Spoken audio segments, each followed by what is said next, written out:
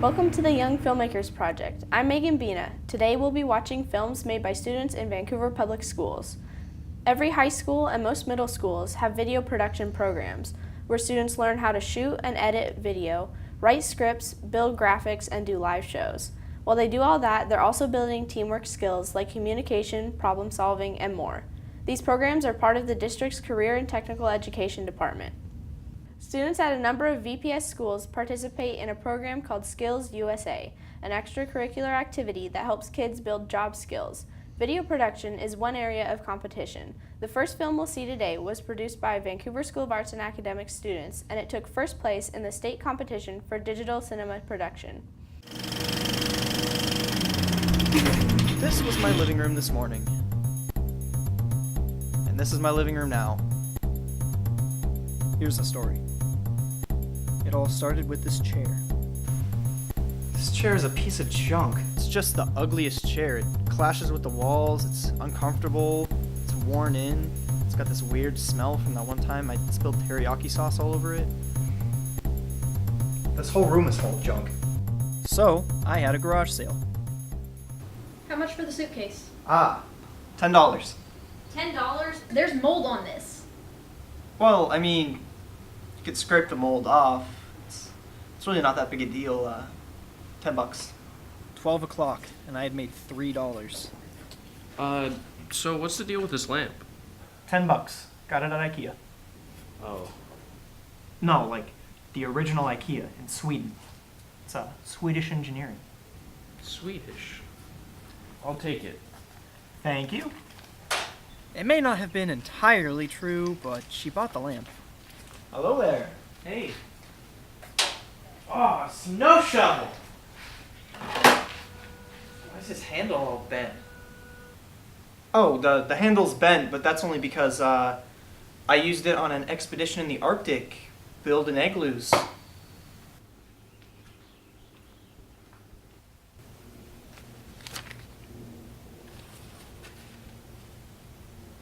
You like that? Well, it's flat, but it was used by the famous basketball player LeBronson Johnson. So, $20 and it's yours. $20? Yeah. Deal. Okay, maybe not an NBA player, but I did use it when I played basketball. The stories weren't completely true, but they were based on the truth. Got this from an African shaman while I was trekking through the Sahara. $80. This little beauty will set you back $90, but it can hold 4 tons. Just don't try it until you get home. For $100, the last glass bust of Queen Francine of Switzerland could be yours. $100? That's a steal. This broom was used to sweep Abbey Road Studios, so basically a piece of history. But I'll give it to you for $500. Pretty soon, I had sold out the garage. Hey, I heard there's a garage sale today. Has it ended, or is there still stuff you can buy? I could have stopped there, but I was making the cost of everything back and then some. So, lucky for you, I've got a ton of junk in here. You can have that stack of magazines, or how about this shirt? It's got paint stains, but they're from Picasso, so... They're from Picasso? I'm such a Picasso fan. How much? $30. $30? Of course. Here, thank you. I was making a fortune. So, this is the Pink Floyd couch. The Pink Floyd couch? Yeah, they used it on their tour bus for Dark Side of the Moon. Pink Floyd used this couch on the tour bus for Dark Side of the Moon? Why are you selling these memories? Well, I just sit on it, and you're the kind of collector who seems like they'd get a lot out of it, so, you know. I mean, that's ridiculous, but if you're selling, I'm buying. I could buy new furniture with all the money. So this is actually one of the last armchairs to be upholstered from the luxurious leather of a red cow. There I was, empty room and fistfuls of cash. So, I had nothing left to do but go buy some new furniture. Sitting on that couch, I realized something. While that snow shovel with the bent handle may not have been used to make igloos in the Arctic, I did use it to make snowmen with my sister. Pink Floyd didn't have that couch on their tour bus, but I listened to Dark Side of the Moon with the lights off on it. That basketball wasn't used by any NBA player, but I used it all through middle school. The people that have that stuff now, well, what they don't know doesn't hurt them. The stories are still true for them. This factory new-smelling rubber couch can never bring back those memories. I didn't scam anyone, but myself.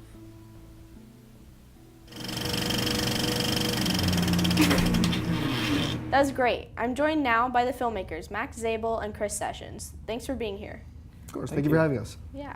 So first, let's explain to people how the Skills USA competition works. So basically, we get at 2 o'clock on Friday the prompt, and we basically all Friday just write and try to come up with a story, a script, and any storyboarding that we might need, contact actors, props, anything that we might need for the filming. That'll take place on Saturday. All day Saturday we film, and it doesn't always go that way, but sometimes we film on Saturday, sometimes Sunday. Really depends on our schedule and what we're trying to get accomplished. And pretty much all day Sunday we edit until we get a finished product that we both like. So basically, in a nutshell, you have a weekend to make a video, and it's up to your team to figure out how you're going to divvy up that time. And on Friday we get a prompt from that is for state. We got a prompt that was for everyone in state competing, and we don't. We all have the same kind of time frame that we shoot, and we figure out what we're going to do. And this year's prompt was based on a true story. Chris and I both really wanted to try to pick a story that wasn't actually based on a true story, because we knew that a lot of people would be like, oh, let's do the story of how this actually happened in real life. We wanted to kind of make a fictional story based on a true story, but that not being the actual prompt, yeah. We kind of twisted it, so it's like when we say based on a true story, it's like the person is telling lies which are based on the truth. Cool. So, did you guys find any difficulty trying to make your video unique and like differ from other people's? Yes, we did. So on Friday night, we were trying to come up with a prompt, and we just kept on spitting out ideas that neither of us were on board with, and then we're exhausted. It was like 2 a.m, and we say, okay, let's just do this. Let's just do the next idea we come up with. And it was like It was the worst script I think we've ever come up with. It was horrible. It was like, and I remember at like 2 o'clock, we were like, this is the best script in the world. We are gonna win first place with this script. And I remember the next morning at 7 o'clock, I think we both woke up at 7, and we sat on our beds for like an hour thinking, I hate the script, we need something different now. And I don't know how to tell them, because I think we both had this thing, and like 9 o'clock exactly, we both kind of like sat up, was like, we hate the script, we need something new. And then after that, went for a walk, and we saw a garage sale, and we were like, let's do something garage sale, let's try to work something after that. And we walked to Fred Meyer, and we walked back, and we came up with a script that was sold. Mm-hmm. So I'm really glad we didn't rush it, because if we had, we would have came out with a very cheesy video about, I can't explain it. Yeah. So do you guys enjoy working under like the stressful time constraint of this? Let me redo that. That was just not good. So do you guys enjoy working under a time constraint, or do you prefer having like as much time as you get? It depends. I definitely like working on the time constraint with some films. Like DCP videos is definitely something that I could do like twice a year, just because it takes a lot out of you. But it's so much fun doing it, because when it's stretched out over a month or something, you get down, you get to work, and you're like, okay, we got this, let's come back the next day. And a lot of, I think, a lot of our inspiration gets lost throughout this kind of process. We don't know what we're doing, and then we come back and like, okay, let's try to get all of that momentum that we had from last meeting for today. With DCP, you have all that momentum throughout the whole entire weekend, or you better have that momentum throughout the whole entire weekend, or you're not going to get through it. You know, I think that like when I'm given classwork, for example, and I have a long time to do it, I don't use that time anyways. So I do really like working under pressure. And I think that some of my more inspired work comes out under pressure because, you know, I don't have the time to relax and yeah. Yeah. So for Sold, how much was planned and how much was improvised? I think that we had at least the majority of the ideas scripted down, but every once in a while we had like, okay, say this phrase because it's kind of funny, like last minute. But with the script, it's actually a requirement to have a script written down for what you're going to do, and that's around like 100 points, and if you don't have that, you're losing a lot of points. So we tried sticking to the script a lot, but every once in a while we had to change something, and I think it worked out for the better. There's this particular section in the movie where our actor Colby Shikatano is going through all the names. They're like fast swipes across the screen, and he makes up all these different stories about where things came from. And that was a section that was mostly improvised. We just told Colby, think of the most ridiculous story you could. So he's like, this couch is from the leather of a red cow. And like, he just said all this ridiculous stuff on the spot, which I think added to the movie. Cool. So what do you guys like about taking video production classes?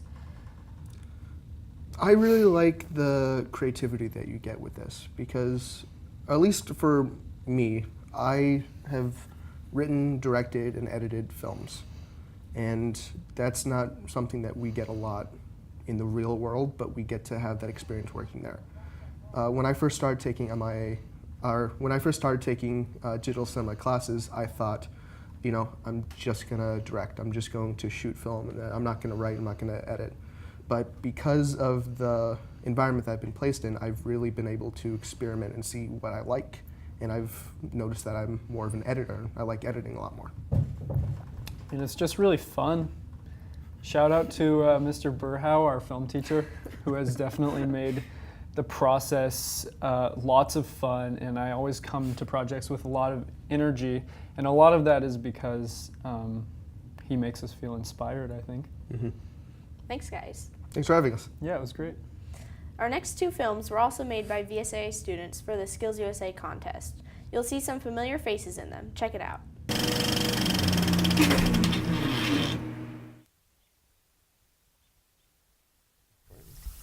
The story I'm about to tell you unfolded exactly as my words convey.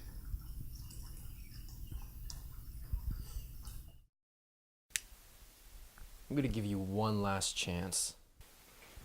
What does this mean? Oh wait, shoot, sorry. That happened later. Rewind.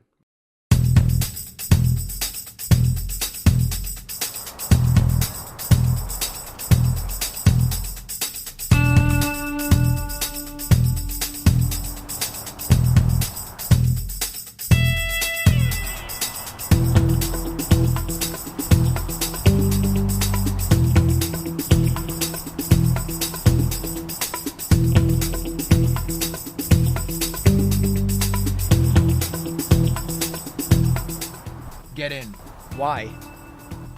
because it'll be embarrassing if you don't.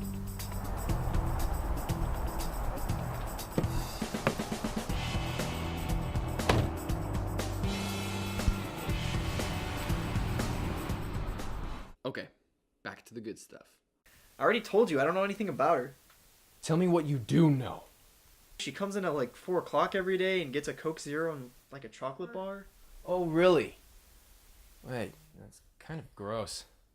There are a lot of health problems posed with that. Okay.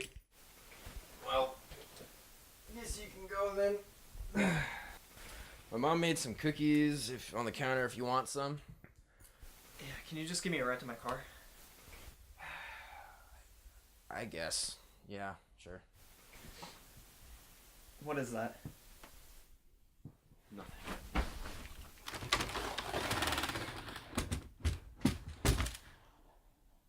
Yeah, I already saw it, so Or did you? yeah, that's super creepy. You don't need to see the rest of that part. Or this.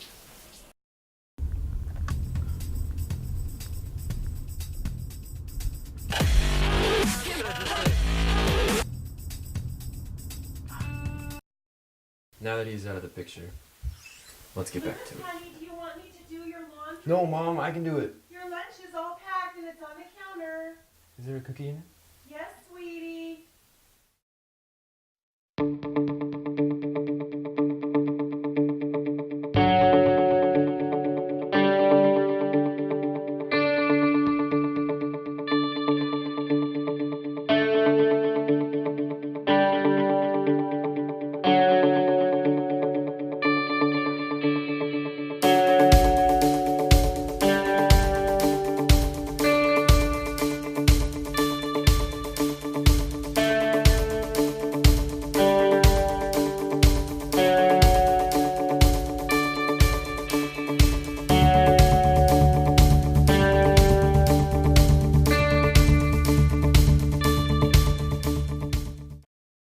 The pieces were right there in front of me. There's still one thing missing. The girl. I had our whole family tree mapped out, all the way back to the beginning. But it was ultimately an old childhood memory that told me where I could find her.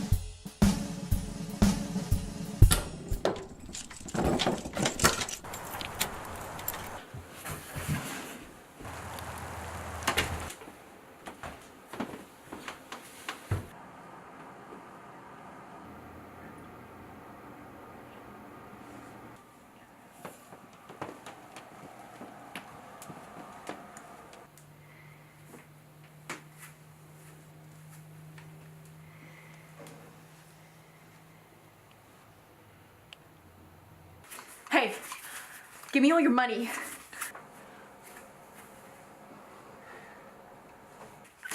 Give me all your money.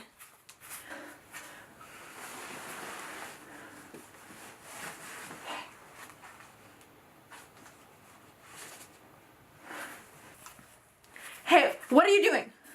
I said give it to me.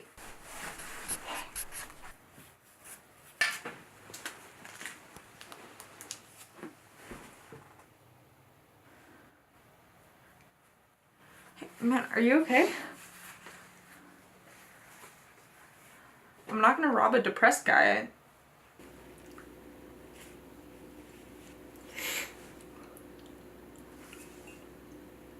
Do you wanna like talk about it or something?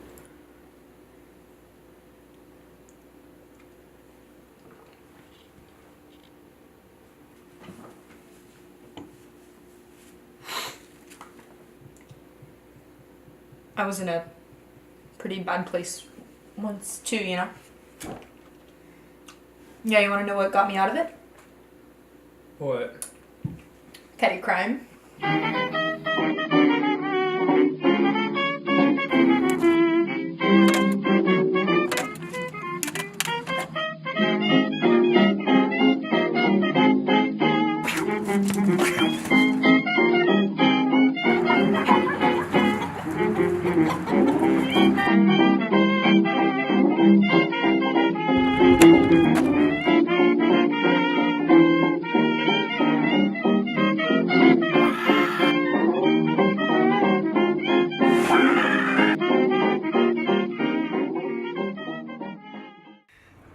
I feel so alive! Wow! Okay, there's just one more stop we need to make. Okay, I'm down. This place? Come on, what are we gonna do? Steal food? No. There's something I need to do. Wait, what? Hold Just on. stay in the car, okay?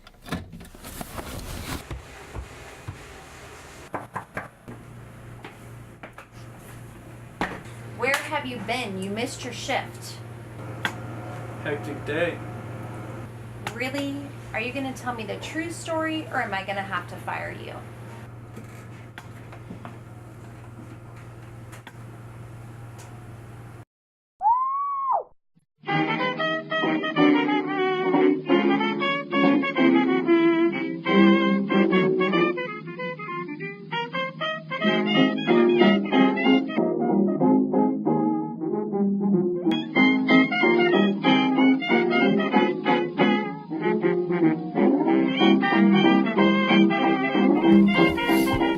What did you do? Just what I needed to do.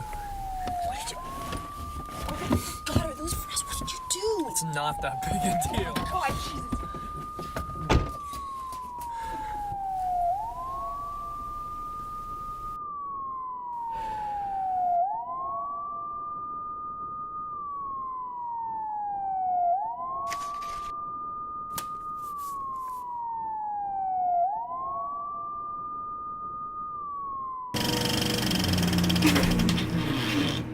Nice job, guys. Our next two films are music videos made by students at Geyser Middle School. The theme for both is friendship.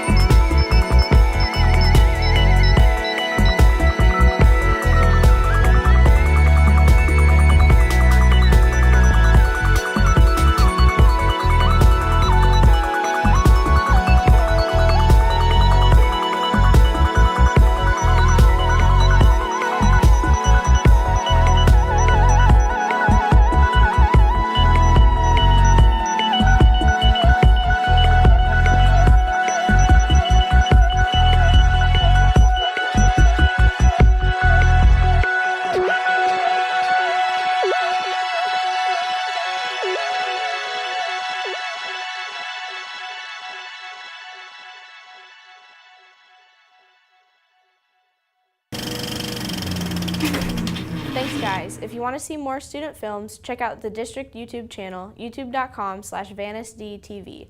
Look up the Young Filmmakers Project playlist. That's it for us. Thanks for watching the Young Filmmakers Project. Until next time, I'm Megan Bina. Cool.